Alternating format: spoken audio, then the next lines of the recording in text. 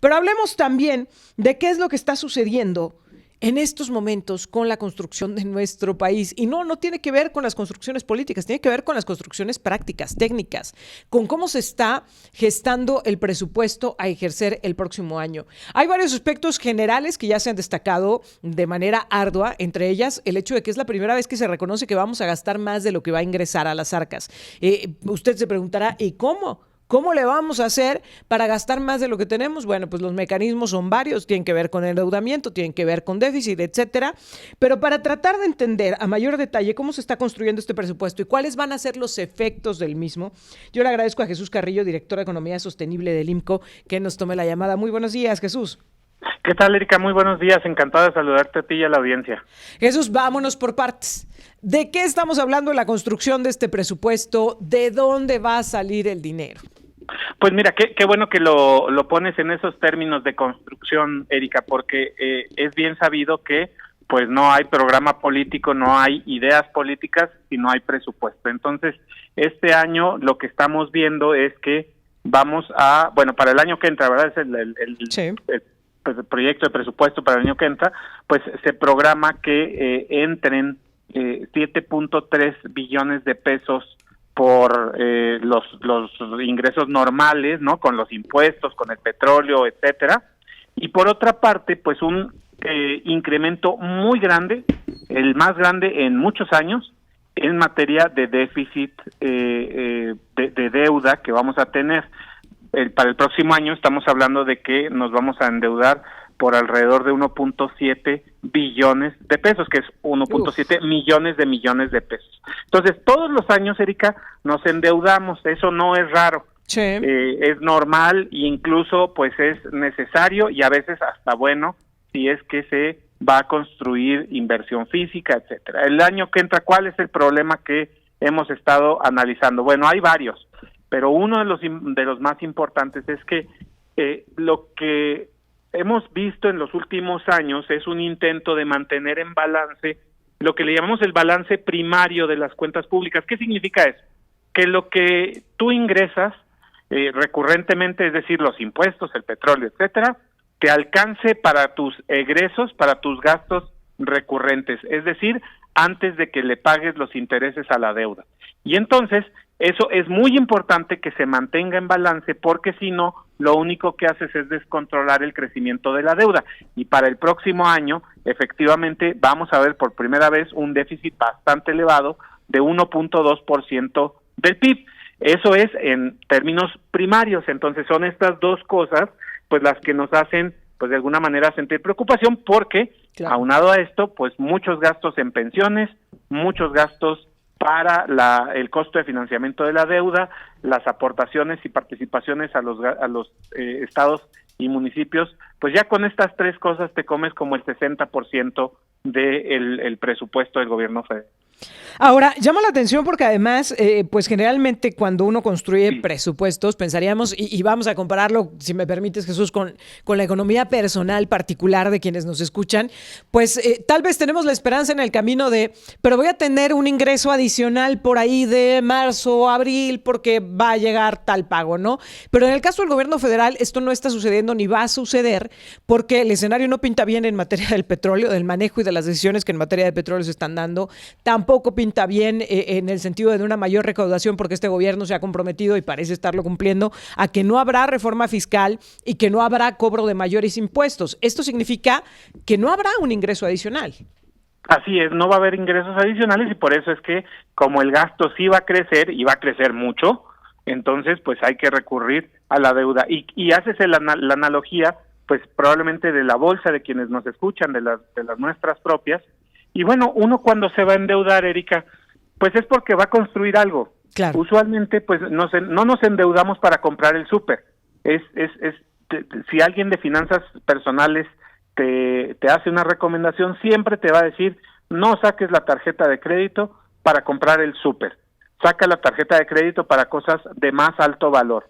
Cosas como pues comprar una casa, cosas como comprar un coche, claro, como la educación, etcétera. Ahí no hay tanto problema porque es una inversión y es algo que te genera valor en el tiempo, o al menos pues te tarda más en perder el valor definitivamente más que la comida. Entonces, aquí ¿qué estamos hablando? Que para el año que entra, la deuda, los ingresos derivados de financiamiento van a ser de 1.7 billones de pesos y la construcción de inversión física va a ser solamente pues de alrededor de 900,000 millones de pesos. Entonces estamos hablando de 800,000 millones de pesos pues que se van a gastar en el súper.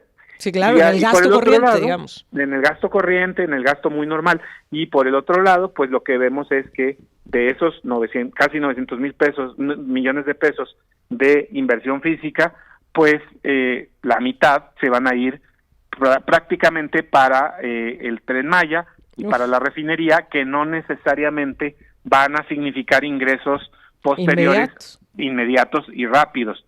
El mismo presidente ha reconocido y ha dicho que el Tren Maya no es para ganar dinero. Bueno, pues entonces ese sí es un problemón, porque nos va a costar $500 millones de pesos en total, y entonces si no nos va a dar recursos, pues entonces sí es un gasto pues monumental en nada prácticamente. Entonces esa es una preocupación importante, sí, porque por el otro lado pues la inversión, el resto de la inversión que necesitamos en agua, en energía, en ductos, en carreteras, en puentes, en los puertos, en las aduanas, pues se ve muy castigada, y ahí es donde vemos que hacia adelante esta inversión que se necesita para que la economía crezca y para que los ingresos del gobierno crezcan junto con ella, pues no se está dando, y ese es un verdadero problema de mediano y de largo plazo que le tocará solventar sí o sí a la próxima administración, no importa el color del partido que venga. Ahora, justamente ahondando en el qué se va a gastar, se presume por parte del gobierno federal que hay un aumento en el presupuesto, que va a haber más dinero, pero no para todos los rubros, es decir, no se va a dar un aumento generalizado. ¿A qué le está apostando esta administración y qué se va a descobijar? Mira, la apuesta, como ya habíamos dicho en materia de inversión, pues son estos dos proyectos principalmente, es para terminar la refinería, para terminar el Tren Maya, un poquito ahí sí hay que reconocerlo que se va a incrementar el gasto y se pone como prioritario la inversión de Conagua, esto es importante, pero hay cosas que crecen muchísimo, y por ejemplo, una de ellas son las pensiones. Las pensiones para el año que entra, Erika, se van a llevar alrededor del 22% de todo el presupuesto. Entonces, este es un incremento muy, muy importante que pues hay que solventar, y especialmente se da pues por un programa que es el de las pensiones para adultos mayores, que sin duda ha traído muchos beneficios, pero también es importante, y como lo comentabas tú hace rato, pues que se tiene que sopesar conforme a los ingresos que se van a tener en el futuro, porque pues las buenas intenciones no bastan para darle bienestar a la población, y sobre todo a la población más vulnerable. Esa es una cosa que va a crecer también bastante. El costo del financiamiento de la deuda, es decir, los intereses que vamos a pagar sobre la tarjeta de crédito, pues también van a crecer bastante. Por otra parte, hay algunos reacomodos interesantes que se dan, por ejemplo, en el sector salud. A la Secretaría de Salud se le quita prácticamente 120,000 millones de pesos,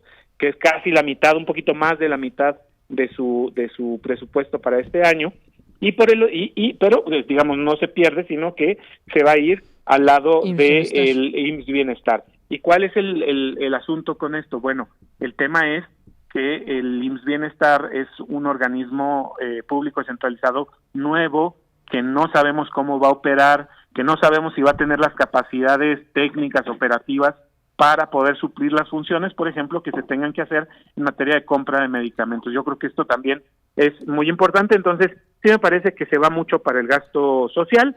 En algunos otros rubros, pues más bien es inercial, son cambios ligeros para arriba o para abajo, pero creo que estas son algunas de las apuestas principales que vemos. Precisamente, Jesús, en esta perspectiva que nos estás conversando y explicando, esta va a ser una de las preocupaciones para la siguiente administración, la que tenga cualquier color. De cualquier manera, lo que ya está comprometido en el gasto, 500,000 millones de pesos para el Tren Maya, aunado a el gasto presupuestal que se tendrá para las pensiones de adultos mayores y de jóvenes, va a ser una preocupación el dinero para la siguiente administración. Y el aumento en los intereses de la deuda. Sí, sí, por supuesto, y un gusto en saludarte, Jonathan. Y efectivamente, a ver, aquí hay un tema súper importante porque tiene que ver incluso con la población mexicana en específico, con nuestra edad. Estamos envejeciendo como sociedad, hemos pasado la edad media, ya estamos por los 29 años, hace no mucho estamos en 23.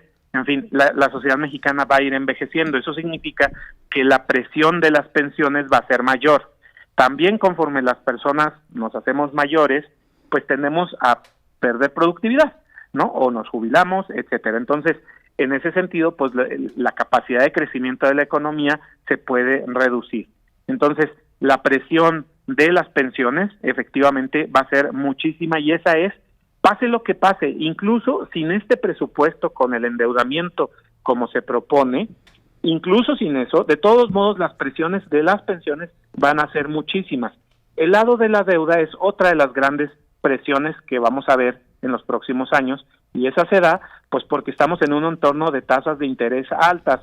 Entonces, este es el peor momento para endeudarse en este sentido porque pues los costos financieros van a crecer y entonces este también es una tendencia que sigue y por otra parte pues yo creo que muy importante la situación de Pemex que es muy precaria, que nosotros el día de ayer publicamos un documento y decíamos, pues nada más con lo que se está proponiendo en el proyecto de presupuesto para el año que entra, los apoyos directos que se le darían del gobierno federal a Pemex ya alcanzarían en este sexenio el 1.5 billones de pesos y eso va a ser al menos, porque falta ver cómo está la reducción del derecho de utilidad compartida, entonces esto podría ser hasta 2 billones de pesos.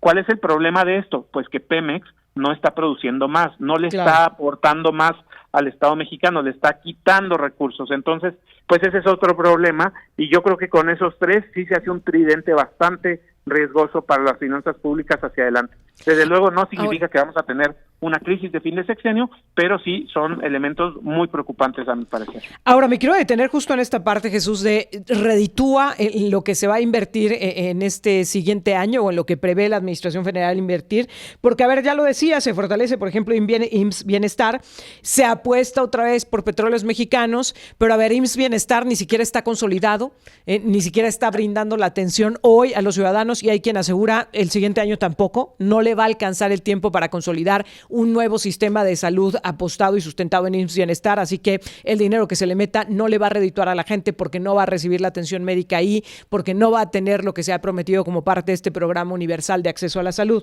Y en el caso de Pemex es una situación muy similar. Se le sigue metiendo dinero, pero no vemos que nos reditúe a los ciudadanos, no vemos que le reditúe, ni siquiera vamos en las finanzas públicas.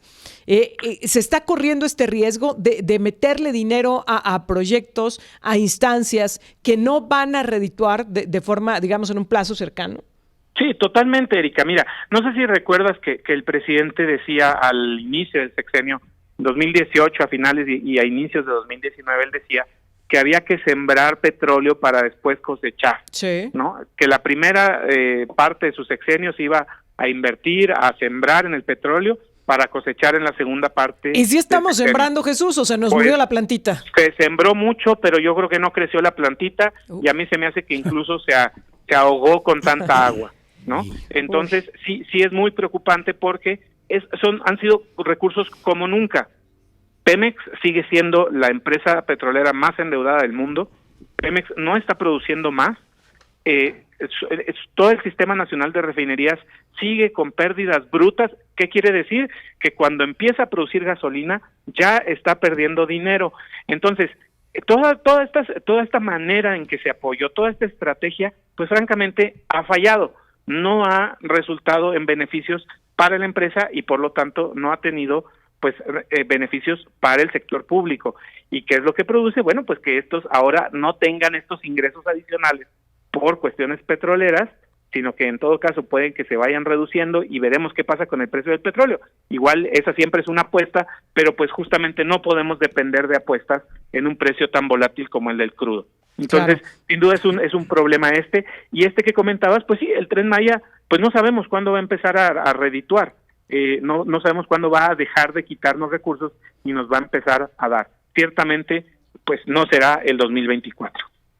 Ahora, en el tema precisamente de los rubros más sensibles en este país, pero también uno donde en el discurso se le apuesta, porque estamos en medio de la construcción de un nuevo modelo educativo, pero se le está apostando con dinero a fortalecimiento de la educación, infraestructura educativa y todo lo que implica. Y otro de los grandes pendientes en este país, el fortalecimiento a la seguridad. ¿Cómo quedan estos rubros? Mira, en materia de educación, pues digo, no se mueve mucho, más bien es bastante inercial el movimiento. Desde luego es la segunda secretaría que más dinero maneja, pero digamos es prácticamente cero el crecimiento. Para este año se tienen contemplados 421,000 millones de pesos, para el año que entra son 425,000 millones de pesos, es decir, es prácticamente el mismo, es prácticamente nada más la inflación lo que se va a incrementar.